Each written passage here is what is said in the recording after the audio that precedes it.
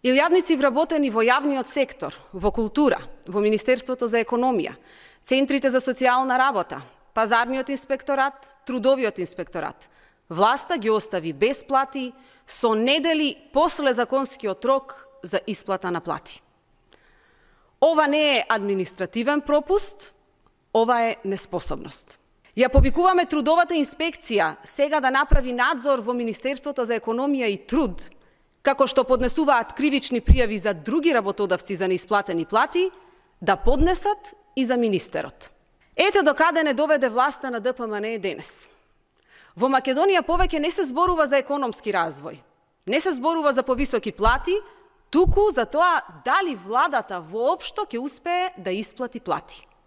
Социјалдемократскиот сојуз на Македонија бара итна исплата на платите на сите вработени во јавниот сектор, одговорност за доцнењето и непочитувањето на законските обврски, да се обезбеди раст на минималната и просечната плата во чекор со растот на трошоците за живот.